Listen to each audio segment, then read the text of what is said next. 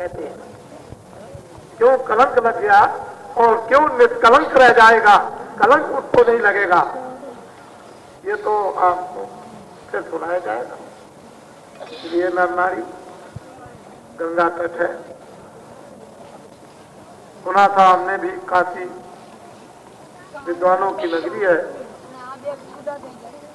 हाँ, ये जरूर है कि यहाँ विद्या की पुस्तकें जरूर रखी हुई, उनको तो हम सिर पर रखते हैं इस तरह से अपने मस्त। धर्म पुस्तकों को तो सिर पर रखते हैं क्योंकि ये तो उनके बोध हैं। अंदर जो तपस्या समाधि में लगा करके जो बोध किया है वो तो जीव का, लेकिन विद्या के स्थान का सम्मान रखना चाहिए। किसको? मुझको नहीं, आप मुझको नहीं रखना चाहिए। मैं तो कोई काम ऐसा करता नहीं, न हिंदुओं के साथ, न मुसलमानों के साथ, न कुरान के साथ, न रामायण के साथ, न गीता के साथ, न भागवत के साथ, मैं तो कुछ करता नहीं। आपको सोच लें, खुद स्वयं विचार करें तो आपको वेदों की विद्या का सम्मान रखें। अगर ये नहीं रहता है तो मर्जी आपकी और अर्जी बाबा। हम तो अर्जी करने वाले हैं, मर्जी आपकी। हमको क्या है, गंगा जी के किनारे लगा दिया, ये सब भक्त मंडली आई है, जहां हम चले जाएंगे वहां ये चले जाएंगे हमको, और जहां ये जाएंगे वहां हम चले जाएंगे, हमको कुछ नहीं है।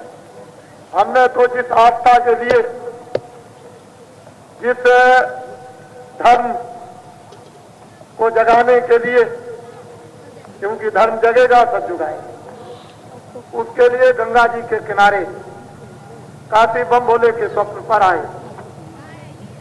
हम उस पार नहीं आए, हमको तो इस पार स्वप्न दिया था कि गंगा के इस पार आना, उस पार नहीं, इस पार आना। हम इस पार आए,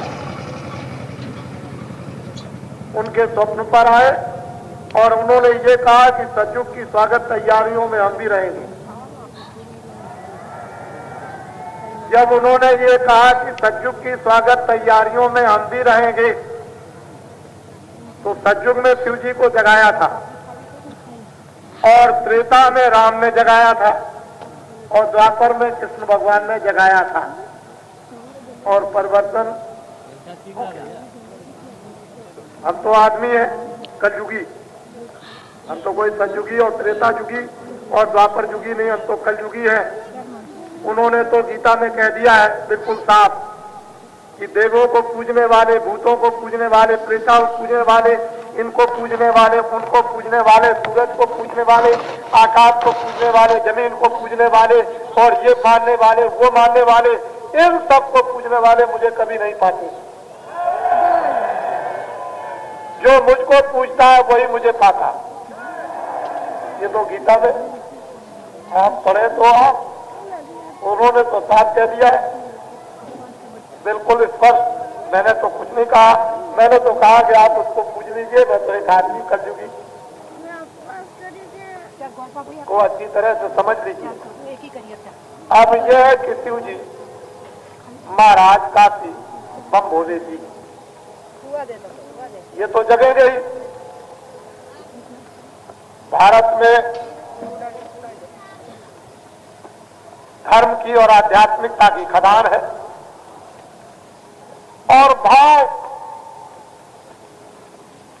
ऐसा भारत में छुपा हुआ है कि ऊपर से नीचे उतार दिया, ऐसा भाव। और भगवान भाव के बस, वही भाव भक्त के बस में। भाव मतलब प्रेम, भगवान प्रेम के बस।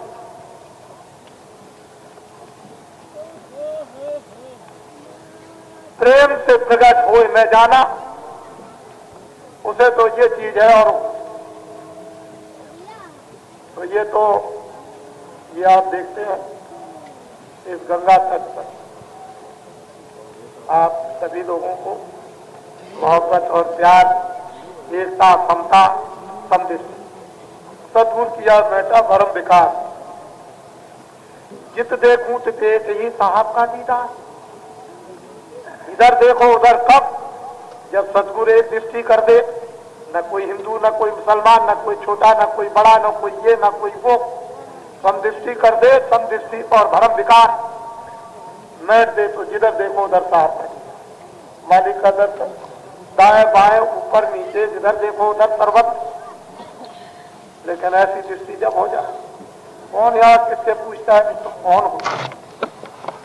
सारे देश में ढंढोरा पिटा हुआ है कि तुम ब्राह्मण, तुम क्षत्रिय, तुम ये, तुम वो, तुम मुसलमान, तुम ईसाई और हम ये और ये, और तमाम विभाजन रोज होता है। तुम हरिजन और तुम भंगी, तुम आरक्षण, तुम कारक्षण और तुम तीरक्षण, ये रोज ढंढोरा पिटता है। अगर इंसानियत रक्षण और मानव रक्षण की बात अगर कही जाए तो समस्या का समाधान हो जाए देश में, लेकिन वहां कुछ नहीं, बिल्कुल। लेकिन ये चीज मिलेगी कहां पे?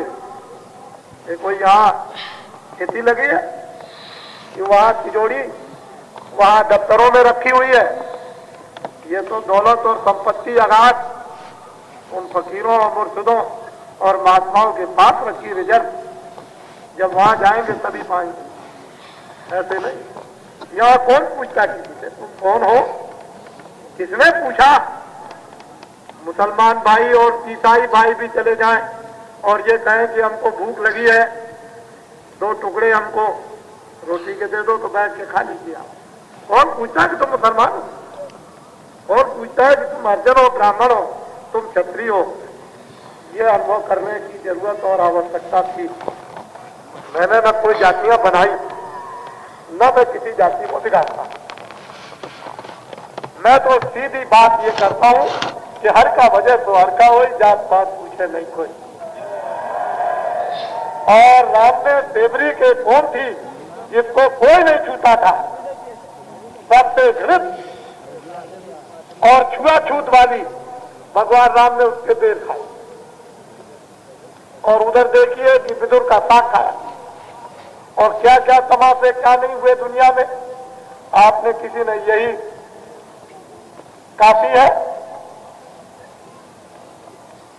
कबीर ने रामानंद जी महाराज से उपदेश लिया और देख लीजिए आप, काशी का इतिहास उनके नाम से प्रसिद्ध है। यह तो भक्तों की बात यह है, इन आत्माओं की, अरे तुम इस दुनिया को ऐसे अलग अलग करके पड़े हुए हो तो इसमें कहां तुमको सुख मिलेगा? ये तो फानी दुनिया है, मिटने वाली है, क्षणभंगुर है, किराए का मकान है, इसे खाली करना है, महल जमीन जायदाद एक क्षण मात्र में छोड़ना है। वो देखिए जल रहे, कल कह रहे थे मेरी जमीन मेरा मकान मेरा राज, और आज देखिए खत्म हो गए। तो कहने का तात्पर्य यह है, ये कुछ नहीं। वैसे ही तुम अपनी शक्ति को तकसीम करते हो, शक्ति को इसमें खर्च कर देते हो और इसमें मिलता कुछ नहीं है। इसी शक्ति को थोड़ा सा एकत्रित कर लो, बटोर लो, इकट्ठा कर लो पास में जरा सा, और थोड़ा सा जरा उधर को लगा दो तो काम बन जाए। लेकिन आपको सोबत नहीं, संगत नहीं, आपको उपदेश नहीं मिलता, सही बात समझ में सुनने को नहीं मिलती, इसलिए अपनी शक्ति को खो दिया। और शक्ति जब खत्म हो गई आपकी, ज्ञान चला गया, आपको पता ही नहीं कि क्या है। ये सब नर नारी, बच्चियों, हम आपसे प्रार्थना करेंगे, मिन्नत करेंगे कि आप सब लोग अपने अपने बच्चों के साथ ऐसे परम संदेश को, भगवान का, ईश्वर का, लौकिक और पारलौकिक, यहाँ वहां का, जिस विधि से चाहे आप उस विधि से आपको करके दिखा दिया जाए। जिस विधि से भी कहें, हमारे आचार्य कहते हैं कि आप वही बात बताते हो जो हमारे यहाँ लिखी। हमने कहा हमने तो कोई बात नहीं।